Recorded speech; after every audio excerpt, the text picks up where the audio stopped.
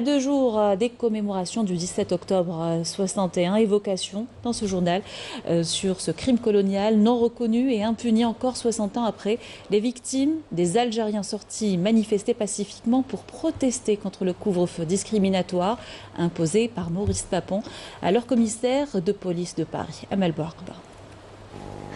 17 octobre 1961, derrière l'image d'une France qui glorifie ses valeurs d'humanité et de liberté, le vrai visage du colonisateur se dévoile dans toute son atrocité. Ce jour-là, la France coloniale commet l'un des plus ignobles massacres de l'humanité.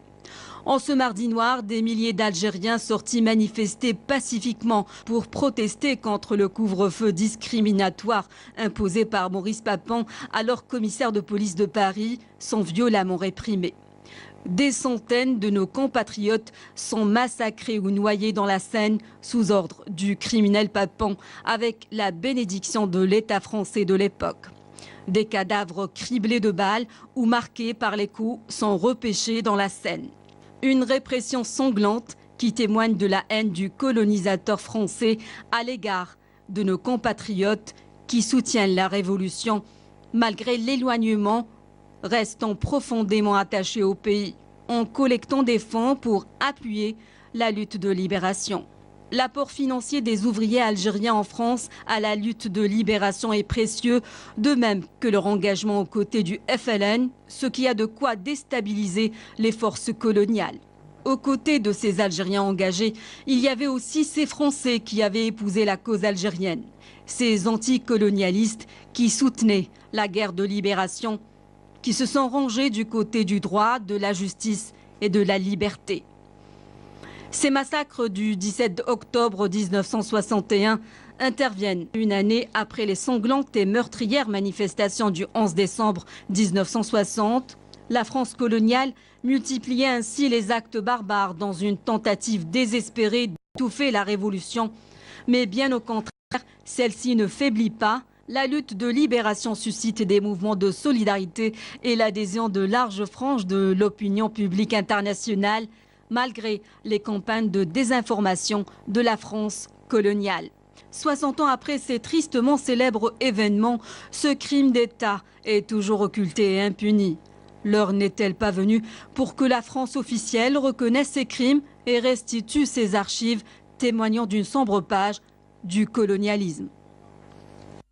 Et nous n'en parlerons jamais assez. On vous propose justement une visite au musée Al-Moudjahed à Alger et surtout le récit des événements, des massacres du 17 octobre. Un récit pour la mémoire et contre l'oubli, une reconnaissance juste pour les milliers de femmes, enfants et hommes réprimés par la police française. Samira Hajamar. Dans les allées du musée central de l'armée nationale populaire et du musée du Moudjahed, des images nous racontent le sacrifice du peuple algérien durant des siècles. Nous faisons ici une halte dans l'aile consacrée au massacre du 17 octobre 1961, cette date fatidique, sacrée journée de l'immigration.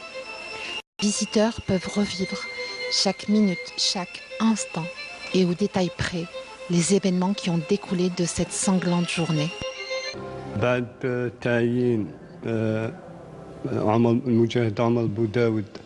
Omar Boudaoud, à la tête de la fédération du FLN en France, a donné la consigne aux Algériens de manifester pacifiquement pendant 3 jours.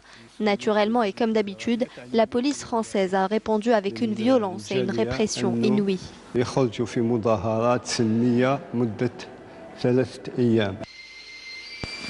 Alors qu'historiens et journalistes censurent l'un des plus grands massacres du XXe siècle, le FLN le transcrit sur la scène internationale. Les événements du 17 octobre 1961 sont considérés comme un crime contre l'humanité et une tache noire dans l'histoire de l'administration coloniale française, avec le témoignage de Français ainsi que d'historiens étrangers, parce que le préfet de Paris, Maurice Papon, s'était une fois de plus vengé des militants du FLN à travers une répression sauvage, des arrestations par milliers et des tueries en masse des manifestants algériens. Des manifestants pacifistes ligotés puis jetés dans les eaux froides de la Seine.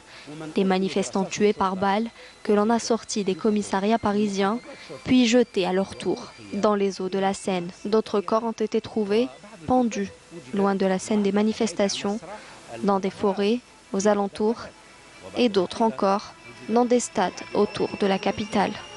Une mémoire algérienne conservée précieusement par les musées en Algérie pour que nul n'oublie qu'en ce jour, la France coloniale a torturé, tué et massacré des centaines d'Algériens parce qu'ils voulaient être libres et indépendants.